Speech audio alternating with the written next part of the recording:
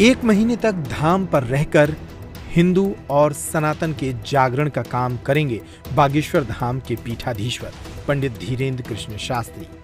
पंडित धीरेन्द्र कृष्ण शास्त्री 26 सितंबर से 2 अक्टूबर तक गया जी में रहेंगे और इसके बाद 3 अक्टूबर को जैसे ही वे बागेश्वर धाम लौटेंगे तब पूरे महीने बागेश्वर धाम पर ही रहेंगे।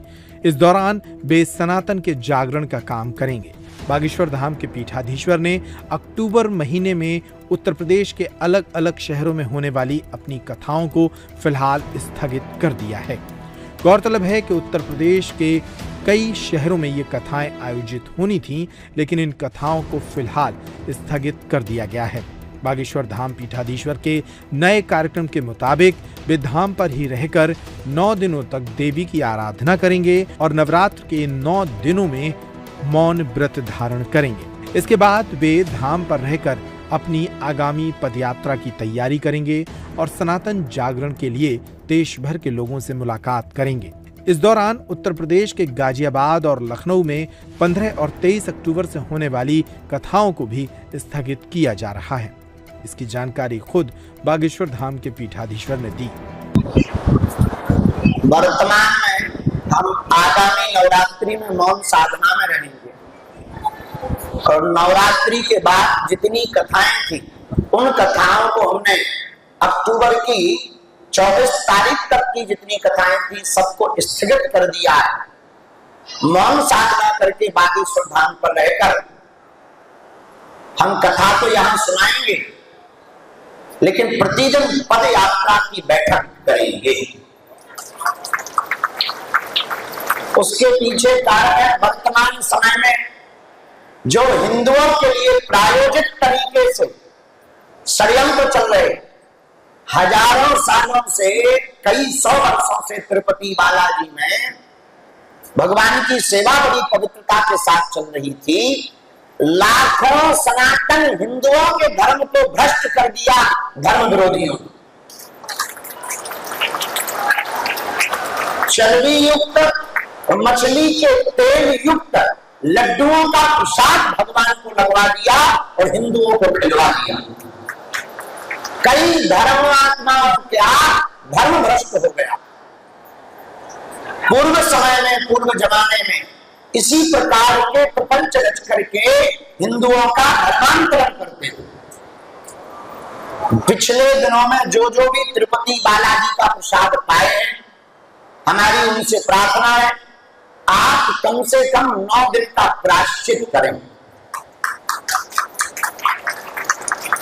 और वहां की प्रबंधक और उसके जो भी लोग हों उनको कठोर कार्रवाई उन पर की जाए, फांसी दी जाए और वहां के सभी रहने वाले लोगों को भी 9 दिन का प्रायश्चित परायण व्रत उपवास आदि तिरुपति बालाजी के सभी भक्तों को करना चाहिए।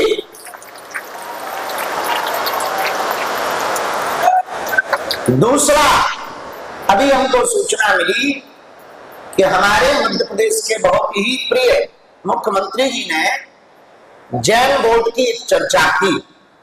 हम भारत सरकार से चाहेंगे जब वक्फ बोर्ड हो सकता है तो सनातन हिंदू बोर्ड क्यों नहीं हो सकता है,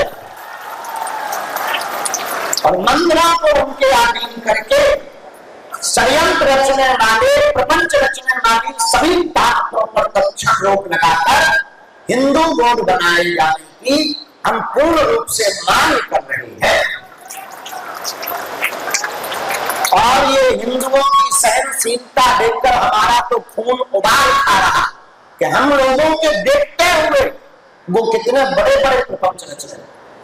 आज एक हमको न्यूज मिली, हमारे मध्य के व्यक्ति ने, उनका नाम श्री राघव पाठक जी है, उन्होंने हमको एक मित्र के माध्यम से एक सूचना भेजी जो मीडिया पर भी चली। कक्षा 3 की पुस्तक में एक पाठ्यक्रम जोड़ा गया मेरी चिट्ठी के नाम से। चिट्ठी आई है के नाम से कोई पाठ्यक्रम जोड़ा गया। उसमें 3 कक्षा की कोई बच्ची चिट्ठी लिखती है, जो छापा गया वो लव जिहाद को बढ़ावा देने वाला पाठ्यक्रम छापा गया। उसमें छापा गया है, ये हम आपको सबको बता भी दें, चिट्ठी आई है 17 नंबर पेज पर एक पाठ्यक्रम जोड़ा, जिसमें एक चिट्ठी का फोटो लगाया। अहमद, तुम बताओ तुम कैसे हो? हम सब दोस्तों को तुम्हारी बहुत याद आती है। आशा है छुट्टियों में तुम अगरतला आओगे। सभी बड़ों को प्रणाम, तुम्हारी रीना।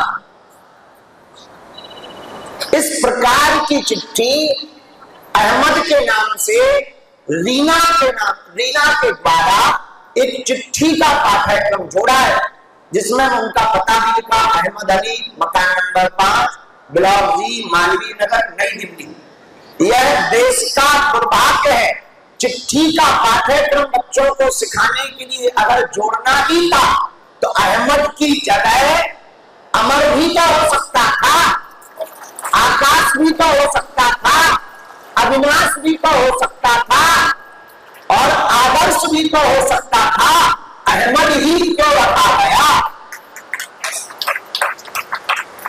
क्या प्रायोजिक तरीके से तुम हिंदुओं की बेटियों को इन अहमदों के चक्कर में पड़वाना चाहते हो? और यदि नहीं तो जो भारत के सोए हुए हिंदू हैं, एक अकेला बागेश्वर बाबा बोल के क्या करेगा? क्या तुम्हारी जिम्मेदारी नहीं है? क्या तुम्हारी बहन बेटियां नहीं है? क्या तुम्हारा भारत नहीं है? क्या तुम्हारा हिंदुस्तान नहीं है? क्या तुम्हारा सनातन नहीं है? क्या तुम्हारे पूर्वजों ने इस देश में जीवन नहीं जिया? तो एक अकेले बागेश्वर महाराज जी या 2-4 हिंदुओं की बोलने की जिम्मेदारी नहीं है। इस भारत के 100 करोड़ हिंदुओं की जिम्मेदारी है। वरना आज तिरुपति बालाजी के प्रसाद में तुम्हें मछली का तेल खिलाया, कल तुम्हारे घर में तुमको खिलाया जाएगा और तुम बाग माता नहीं कर लोगे। और धीरे धीरे पूरा धर्म भ्रष्ट हो जाएगा, सनातन से सब जो है विचलित हो जाएंगे, और हम लोग केवल हिंदू हिंदू करके ताक बजाकर, रील चलाकर, वीडियो बनाकर, फॉलोवर जोड़कर, नाम कमाकर, नेता बनकर के जो है मंच सजाएंगे। अब तुमको घर से बाहर निकलना ही पड़ेगा, क्योंकि करो या मरो की बारी है। भारत पर संकट भारी है।